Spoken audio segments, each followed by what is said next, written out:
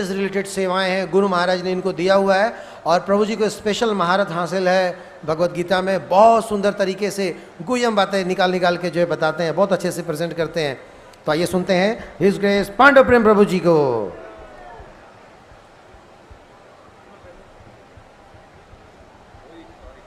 हरे कृष्णा। वांछा कल्पतरुभ्यश्च कृपा सिंधु भैव च पतितानां पावनेभ्यो वैष्णवेभ्यो नमो नमः। नमो विष्णुपादाय कृष्णप्रेष्ठाय भूतले श्रीमते भक्तिवेदांत स्वामिनिति नामिने। नमस्ते सारस्वते देवे गौरवाणी प्रचारिणे निर्विशेष शून्यवादी पाश्चात्य देश तारिणे। हरे कृष्णा। श्रील प्रभुपाद आविर्भाव तिथि महामहोत्सव के श्रील प्रभुपाद जी हमारे इस्कॉन संस्थापकाचार्य हैं। तो मैं कुछ थोड़ा सा संस्थापकाचार्य के विषय में वर्णन करना चाहता हूँ। इसका वर्णन विशेष रूप से परम पूज्य श्रील लोकनाथ स्वामी महाराज ने अपनी व्यास पूजा में किया। उन्होंने बताया कि संस्थापकाचार्य जो स्थान है या जो पोजीशन है उसको लेने के लिए 5 मुख्य सिम्टम्स हैं या 5 मुख्य योग्यताएं हैं, तभी आप संस्थापकाचार्य हो सकते हैं। तो श्री संप्रदाय में एक ग्रंथ है जिसका नाम है प्रपन्नामृत तपना। प्रपन्नामृत तपना, उसमें ये 5 जो लक्षण हैं संस्थापकाचार्य के वो मिलते हैं। तो पहला लक्षण है कि जो संस्थापकाचार्य हैं वो उद्धारक हैं। उद्धार करने के लिए उनका अवतरण होता है। जैसे हम सुनते हैं कि जब हम जय ध्वनि करते हैं तो हम बोलते हैं इस डिवाइन ग्रेस ऐसी Bhakti Vedanta Swami Srila Prabhupada saviour of the whole world, जो पूरे जगत का उद्धार करने के लिए आए हैं। तो चैतन्य महाप्रभु के जो पार्षद हैं, जो उनके संगी गण हैं, उन सब के पास इतनी शक्ति है, उनको महाप्रभु ने इतनी शक्ति का संचार किया है कि ब्रह्मांड तारिते शक्ति धरे जने जने, कि उनके हर एक पार्षद के पास इतनी शक्ति है कि वो कई ब्रह्मांडों के जीवों को तार कर सकते हैं। एक ब्रह्मांड की बात क्या है। तो श्रील प्रभुपाद जी की ये इस शक्ति के बारे में मैं आपको कुछ वर्णन करता हूँ। जैसा भगवान भगवत गीता में बतलाते हैं कि 4 प्रकार के लोग उनका आश्रय प्राप्त कर सकते हैं। आर्थो जिज्ञासु अर्थार्थी ज्ञानी च भरत ऋषभ। और साथ में भगवान ये भी बोलते हैं कि 4 प्रकार के ऐसे व्यक्ति हैं मनुष्य योनि में जो मेरे शरण नहीं ग्रहण कर सकते। आप सब जानते हैं वो सब कौन है। नमाम प्रपद्यन्ते मूढ़ा,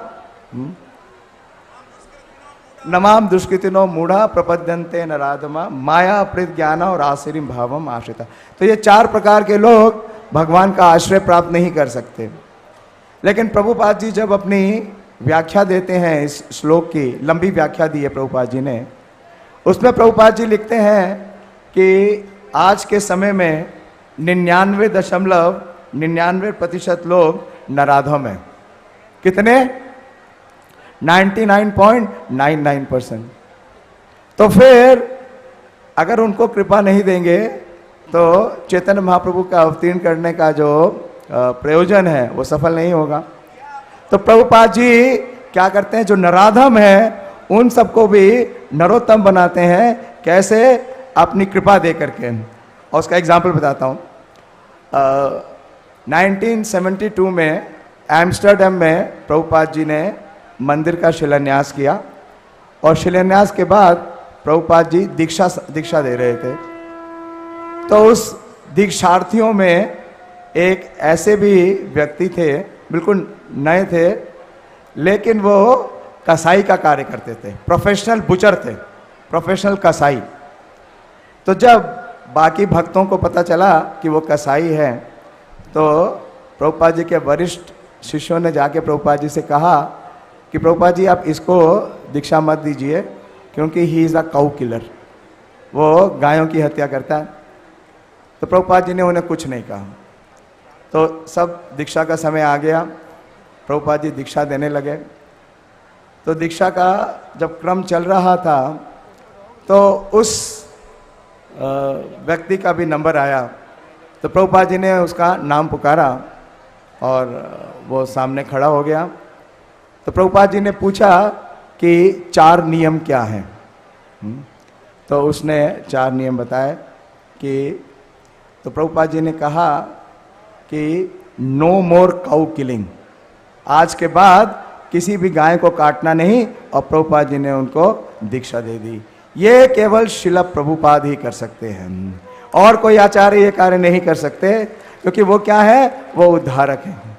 जितना महाप्रभु का जो उन्होंने कहा मेरा टाइम ओवर हो गया, 5 सिम्टम्स है, मैं बोल देता हूँ, फिर बाकी कभी अगर अवसर मिलेगा तो उसे एक्सप्लेन करेंगे। तो पहला सिम्टम है कि वो उद्धारक हैं, वो पूरे जगत का उद्धार करने के लिए आए हैं। जो भी उनके संपर्क में आएगा, किसी को अगर एक पुस्तक भी प्रभुपाद जी की मिलेगी और प्रभुपाद जी ने कहा कि अगर वो उसका एक श्लोक भी पढ़ता है, उनकी एक पंक्ति भी पढ़ता है, तो निश्चित रूप से उसका उद्धार हो जाएगा। दूसरा है कि वो दीनभ्य हैं, और तीसरा है कि वो वैष्णव शास्त्रों का टीका देते हैं। हमने देखा कि प्रभुपाद जी ने इतने ग्रंथ दिए, वैष्णव सिद्धांत दिया। चौथा है कि वो वैष्णव आचार्यों के दिए हुए जो भजन हैं उसके ऊपर भी अपनी टीका देते हैं। और पांचवा ये है कि वो कभी भी अपने को विष्णु नहीं डिक्लेयर करते हैं या भगवान नहीं डिक्लेयर करते। तो इस प्रकार से हम देख सकते हैं कि ये पांचों लक्षण प्रखर रूप में श्रील प्रभुपाद जी के द्वारा पूरी तरीके से प्रदर्शित होते हैं, मैनिफेस्ट होते हैं। इसलिए श्रील प्रभुपाद जी हमारे संस्थापक आचार्य हैं, हमारे फाउंडर आचार्य श्रील प्रभुपाद के। उपस्थित सभी भक्त वृंद की जय। निताय गौर प्रेमानंदी। हरि हरि बोल। बहुत बहुत धन्यवाद पांडव प्रेम प्रभु जी का। परफेक्ट प्रेजेंटेशन होता है प्रभु जी का, बस समय का अभाव है, नहीं तो प्रभु जी के पास बहुत सारा कंटेंट है श्रील प्रभुपाद जी के बारे में।